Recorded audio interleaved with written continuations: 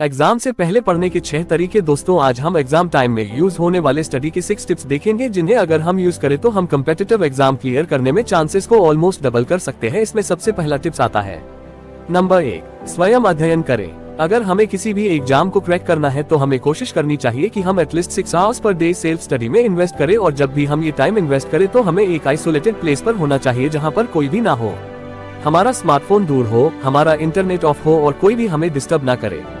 इसके लिए Cal Newport की बुक डीप वर्क में 4 मेथड्स दिए गए हैं, जिसमें सबसे पहला आता है मोनास्टिक अप्रोच। इस अप्रोच में जब तक हमारे एग्जाम्स क्लियर नहीं हो जाते, हम एक मॉन्क की तरह, एक तपस्वी की तरह सबसे दूर रहते हैं और सिर्फ अपने गोल्स पर फोकस करते हैं।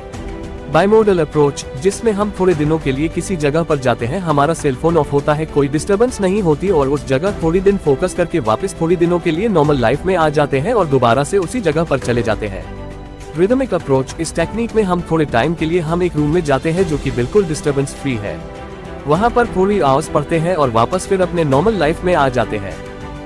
जर्नलिस्टिक अप्रोच, जिनकी लाइफ एक्सट्रीमली बिजी है, जैसे कि अगर किसी की जॉब है, वो इस टेक्निक को यूज कर सकता है। जब भी आपको फ्री टाइम मिलता है आप डीप वर्क करने लग जाते हैं, चाहे फिर आपको सिर्फ 15 मिनट ही फ्री क्यों ना मिला हो, इतने छोटे टाइम के लिए भी आप अपना मोबाइल बंद करके पूरे फोकस तरीके से अपना सिलेबस खत्म करते हैं। नंबर 2, पढ़ाई का सबसे अच्छा तरीका। कैल न्यूपोर्ट बोलते हैं कि बहुत ही कम ऐसी स्टडी टेक्निक्स है जो कि बेस्ट है। इनमें से एक बेस्ट मेथड है एक्टिव रिकॉल का। हम में से कई लोग इसे फाइनमेंट टेक्निक भी बोलते हैं। अगर हम इस बेस्ट स्टडी टेक्निक को यूज करना चाहते हैं तो पहले हम किसी टॉपिक को पूरे फोकस तरीके से पढ़ते हैं और फिर उसके बाद अपनी बुक को बंद करके उस टॉपिक को एक्सप्लेन करते हैं, बहुत ही स्लोली और पूरे सेंटेंसेस यूज करके। इस वक्त हम ऐसा प्रिटेंड करते हैं कि हम किसी को पढ़ा रहे हैं। हम में से कई स्टूडेंट को ऐसा लग सकता है कि वो इस टेक्निक को यूज नहीं कर सकते क्योंकि उनके घर में स्पेस कम है और इससे उनके घर वाले डिस्टर्ब हो सकते हैं। तो उसके लिए आप अपनी वॉल्यूम बहुत कम कर सकते हैं ताकि हम सिर्फ प्रिटेंड करें कि हम किसी को पढ़ा रहे हैं। वैसे आप अपनी वॉइस को रिकॉर्ड भी कर सकते हैं और उसे बाद में सुन सकते हैं ताकि आपको रिवीजन हो जाए। कैल के अकॉर्डिंग ये बेस्ट मेथड है स्टडी का। इस मेथड से स्टडी करने से आप थक जाओगे क्योंकि आपका माइंड एक्टिवली काम कर रहा है और इसीलिए आप 4 से 6 घंटा में आप उतना सिलेबस का पोर्शन कंप्लीट कर लोगे जितना आपके फ्रेंड्स 10 से 12 घंटे में स्लो वर्क करके नहीं कर पाते। नंबर 3, ब्रेक लेकर पढ़े। नेक्स्ट आता है कि आप पोमोडोरो टेक्निक को यूज करें। बेसिकली ये टेक्निक कहती है कि आप 50 मिनट स्टडी करो, फिर 10 मिनट की ब्रेक लो, या फिर 25 मिनट स्टडी करो, फिर 5 मिनट की ब्रेक लो। अगर हम इस मेथड से स्टडी करते हैं तो इसके 2 फायदे हैं। एक, इसका पहला फायदा ये है कि हम टाइम पर फोकस करते हैं, ना कि टास्क पर। अगर हम ऐसा करते हैं तो हमें ये टेंशन नहीं होगी कि सिलेबस कब खत्म होगा, क्योंकि हमें पता है कि हमें सिर्फ 25 मिनट ही पढ़ना है, फिर चाहे इस टाइम में एक चैप्टर खत्म हो या एक आर्टिकल। तो इस टेक्निक का दूसरा फायदा है कि हम स्टडी को कम टालेंगे, और वो इसलिए होगा क्योंकि आप अपना स्टडी टाइम बहुत कम कर दिया है, सिर्फ 25 मिनट। इसलिए कम मोटिवेशन होने के बावजूद हम अपने माइंड को कन्विंस कर देंगे कि यार 25 मिनट ही तो पढ़ना है, चलो पढ़ लेता हूँ। फिर चाहे 10 लाइन ही क्यों ना पढ़ी जाए, और जब हम 25 मिनट का एक सेक्शन दे देते हैं तो हमारा एक मोमेंटम बिल्ड हो जाता है और थोड़ा कॉन्फिडेंस भी आ जाता है, और फिर आप ऐसे 25 या 50 मिनट के काफी सेक्शंस दे सकते हैं। अब हम में से कई सारे स्टूडेंट इस टेक्निक को इतना ज्यादा सीरियसली नहीं लेते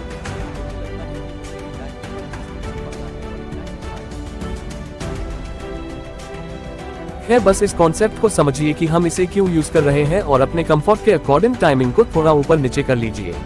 अगर हम ब्रेक की बात करें तो हम ब्रेक में कुछ भी कर सकते हैं, बस गोल्स यही कि हमारा माइंड रिलैक्स होना चाहिए। वैसे मैं आपको रेकमेंड करूंगा कि आप इस टाइम में 5-6 डीप ब्रीथ ले और थोड़ा सा रूम में ही वॉक कर ले। नंबर 4, सिर्फ एग्जाम पॉइंट ऑफ व्यू से पढ़े।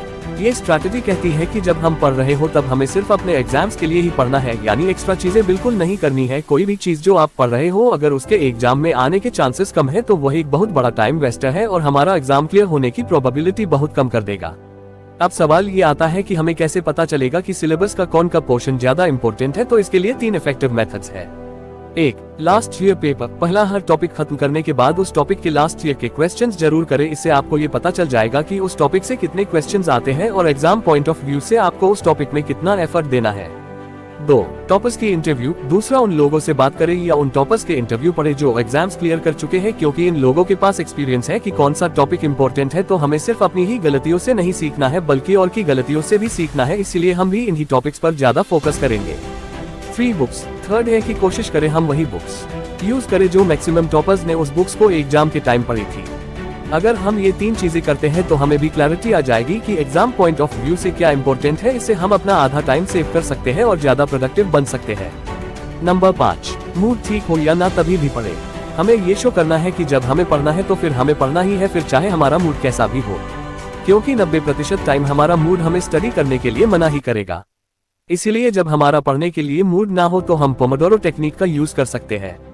जब हम 25 मिनट तक पढ़ लेते हैं तब मैक्सिमम कॉजेज में हमारा स्टेट ऑफ माइंड चेंज हो चुका होता है और एक मोमेंटम बन चुका होता है, और फिर उसके बाद 50-50 मिनट के या फिर अपनी कैपेसिटी के अकॉर्डिंग ज्यादा सेक्शंस के अकॉर्डिंग पढ़ाई में इन्वेस्ट कर सकते हैं। नंबर 6, शिकायत करना बंद करो, काम करना शुरू करो। हम में से मैक्सिमम स्टूडेंट कंप्लेन करते रहते हैं कि मेरे पास घर में जगह नहीं है, लाइब्रेरी में जाने के पैसे नहीं है, कोचिंग के पैसे नहीं है, और हो सकता है शायद एक्चुअल में हमें वो प्रिविलेज ना मिली हो, लेकिन रियलिटी ये है कि दुनिया को इसकी परवाह नहीं है। अगर हमारी सच में भी कोई प्रॉब्लम है तो हमारे पास दो ऑप्शंस है।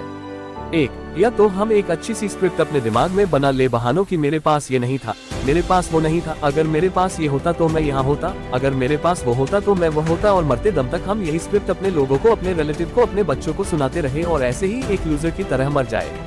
वैसे ये बहानों की स्क्रिप्ट आपने अपने आस पड़ोस में जरूर सुनी होगी। दूसरा ऑप्शन आता ही कि हम डिसाइड कर ले कि मेरे पास जो है बस यही है, लेकिन मुझे जो चाहिए वो चाहिए ही, और फिर हम उठे और मेहनत करके अपने गोल्स को पाले।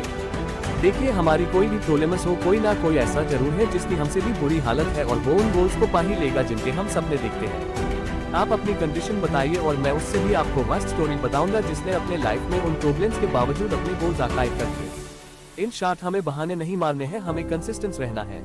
अगर हम कारगिल के शेरशाह परमवीर चक्र अवॉर्डी कैप्टन विक्रम बत्रा की बात करें तो उन्होंने 11 बार अपनी एसएसबी की इंटरव्यू क्लियर किया था। अगर वो 10 बार में ही क्वाइट कर देते और ऐसा बोलते कि यार यहाँ तो पैसे लेते हैं, सिस्टम में ही करप्ट है, ये है वो है, तो हम इनका नाम नहीं जानते, और ऐसे बहुत से केसेस हैं।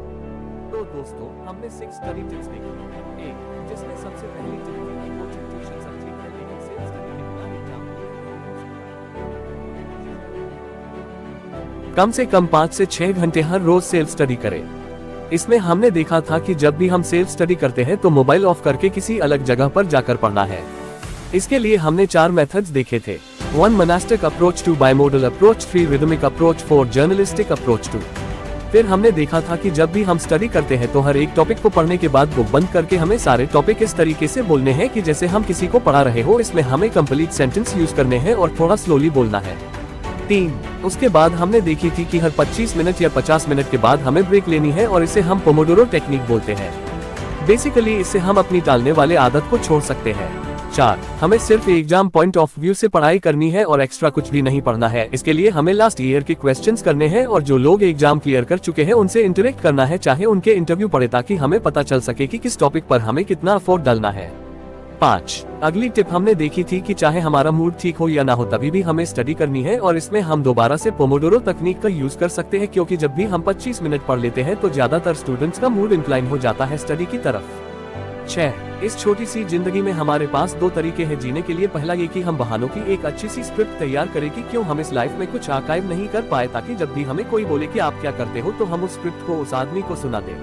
या फिर हमारे पास सेकंड ऑप्शन है कि हम डिसाइड करें कि हमारे पास जो भी अवेलेबल है हम उसी का इस्तेमाल करके हम अपने गोल्स को आर्काइव करें, क्योंकि रियलिटी में जो हम कहते हैं उसके बारे में कोई ध्यान नहीं देता।